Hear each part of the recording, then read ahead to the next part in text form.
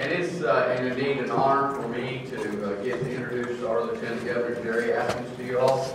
You know, it's kind of unusual to introduce Jari Askins to anyone because I think she's traveled the entire state and shaken hands with every citizen in the state of Oklahoma, and everyone feels like she's their personal friend. And I feel like those of us that have had the opportunity to work with her, whether it's when she was a state legislator or as our Lieutenant Governor, everyone feels the very same way.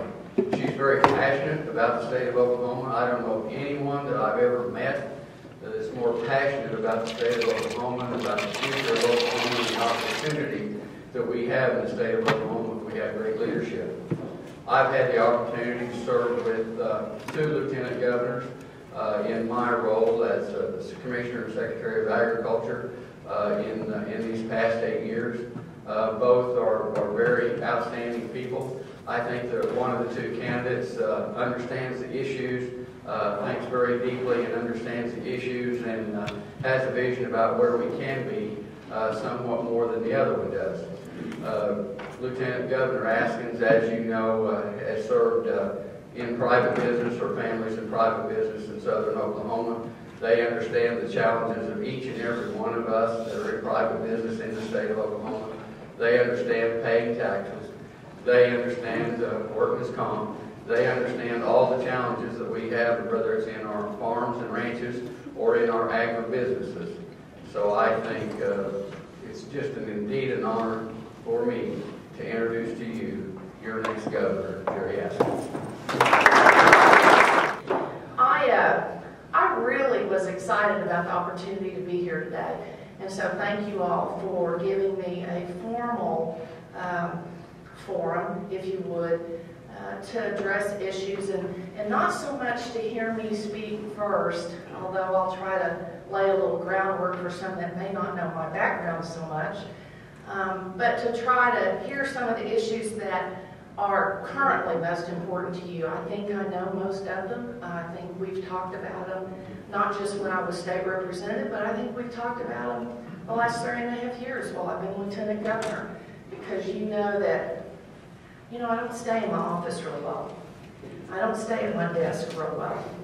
I tend to want to walk around the 4th floor of the Capitol when you guys are up there trying to pay attention to what's going on in session, because I need to know. I need to know as the Lieutenant Governor.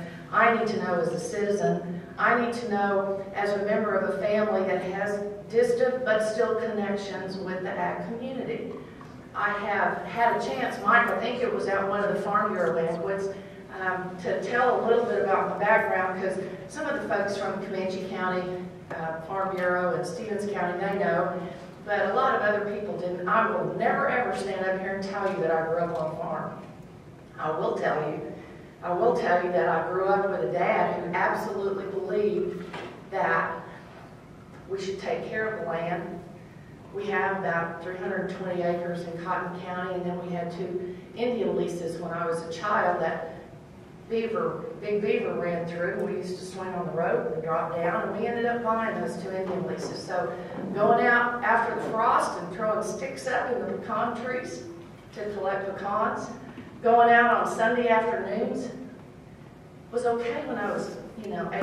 When I was a teenager, I'll admit, it was usually against my will, with the family on Sunday afternoon to go check what was going on at the farm.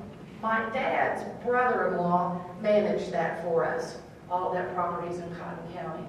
So my uncle managed that for us, and we'd go out, and my dad would want to see where the cattle had been moved to. He'd want to see where the wheat was. Depending on the time of year, it might be alfalfa. I didn't know a lot about it, but I learned later the lessons that I had been taught. I didn't know. I remember wondering why it wasn't flat. And I can remember my dad explaining terraces to me and explaining why we had to have it that way so that we didn't have erosion. Now, my folks had finished high school and got married out in Sayre. They didn't live there during the Dust Bowl, but they certainly saw the results of it. And I know Clay and Mike have heard me talk at the soil conservations about, as a kid driving over to Beckham County and seeing the rows of trees that were planted generally on the south side of the road as a windbreak. And my parents explaining to me why we had to have that kind of plan, that we had to be able to prepare for the future, that the opportunity of being able to put up those kinds of trees was a windbreak to try to prevent future dust bows. And then, of course, those of you that know that I am a native of Duncan are not surprised. Well, you may be a little surprised to know that in 1990, when I first ran for state representative, didn't finish second that time, but it was November, so second didn't count. My honorary campaign chairman was Nolan Fuqua. Nolan Fuqua in Oklahoma is considered the father of conservation. And Nolan used to take me out and show me different things that had been built in my county, in Stevens County, in terms of water projects, whether they were watershed projects, whether it was dams that had been built, whether it was lakes that ended up being water supplies, not just recreational opportunities. And Nolan would explain to me why we had to invest in that kind of infrastructure, why we had to invest in those kinds of projects. Because it wasn't just about trying to make sure we had a water supply to avoid a future dust bowl.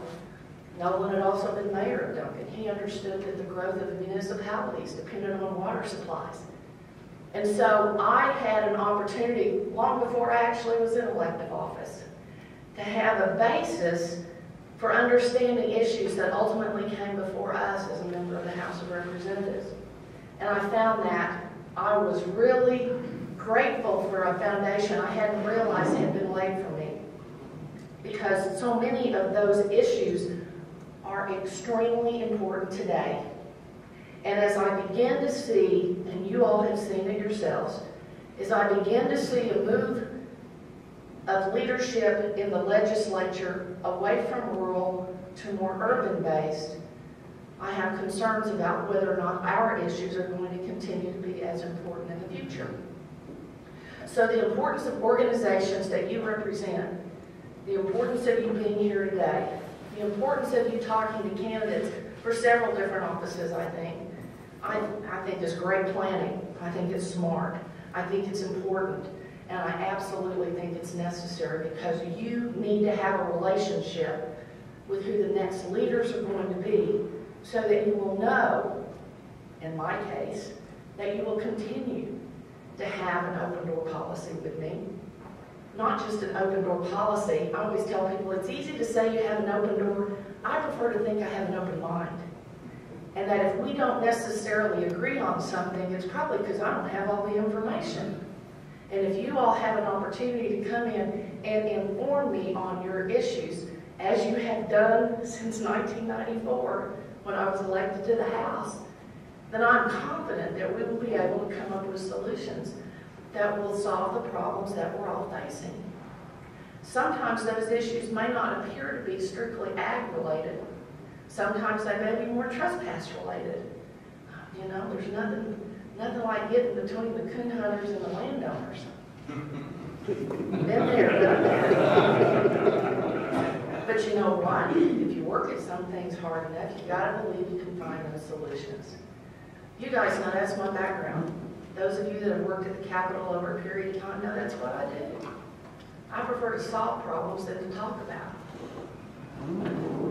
And I think that's important. We're going to be in a tough time economically for the next couple of years, I believe, with the state budget. We're going to have to even tighten, I think, more than we already have. That's hard to say, because I think we've really stripped to the bone some essential services in our state. I think we stripped pretty good back, honestly, when Governor Henry was coming in 2002 and 2003 fiscal years. We prepared and budgeted in the 03 session for 04, and many of our agencies did not get restored to the funding levels that they were before 2002, and now they've been cut again. A year ago, I think it was 2009, we were in the Board of Equalization meeting, a board that should be important to all of you because it's a board not only that certifies the estimates for revenues that are available to be appropriated for the next year, but it's also a board that deals with county assessors and deals with counties whose assessments may be out of whack, and sometimes that's an ag issue, because sometimes that has an impact on the kinds of ad valorem that you all are paying, or your representatives, your constituency are paying.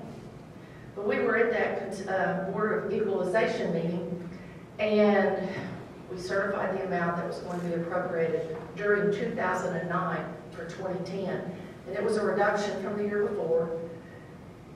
And I remember the question being asked of then Michael Klingman, who was pretty new as the Director of State Finance, and someone asking, where do these revenues, what does it relate to? And we were getting ready to anticipate 2010, and he said these revenues are about the equivalent of 2004. So to put that in perspective, when I traveled that year and talked to civic clubs or chambers of commerce, I talked in terms of we were going to be asking businesses to meet their 2010 expenses with an 04 allowance. That's what we were doing to our state agencies. And it wasn't easy, and it's not going to get much easier. Because we know that we're getting ready to start this year with, I believe, what will come out to be more like a $1.4 or higher billion deficit or lack of revenue, because over 1.2, probably 1.4 to 1.6 billion dollars of this year's budget were one-time funds. We're not going to make all that up. We're not going to make all that up in growth this year. So we have to figure out what we're going to do. And when we do that, I don't believe that this is a decision that gets made in the dark. I don't believe that those kinds of issues that impact the entire state should be made with 3 or 4 people making those decisions and then telling the rest of the legislature, telling even subcommittee chairman of appropriations, here's what your appropriations is. I believe these are discussions that should involve the entire legislature, and I darn sure believe it involves all the constituencies that are represented in the state. So I do get concerned when people start talking about what can we do to help raise revenue, what can we do to close loopholes, what can we do to try to make sure that we've got money there to be able to meet the demands that we as a state say are our priorities. Well, one thing you don't do is some of what I saw this last session, and you don't do things that are counterproductive to helping people make a living. You don't do things that are counterproductive to helping small businesses survive. And I'm sorry, ag producers to me are small businesses. There aren't very many of them that are large business, not family owned in our state. And for us to be able to continue to say we have a strong belief and a strong heritage in agriculture and ag production in our state, we have to act like it. And that means acting like it from the governor's office on down. So I'm delighted to be here. I'm delighted to be able to talk to you in a formal way. I see you all so many places informally and have had chances to visit with, I think, probably every association that you all represent. Mostly because you or someone on your board of officers has invited me, sometimes probably because of an office I've held. But I usually come back over and over again because I want to listen to what's on your mind. I want to listen to what the issues are for you. I want to listen to what your people are telling you. And then I want to be able to try to help figure out how we put all of that together and move Oklahoma forward. Thank you.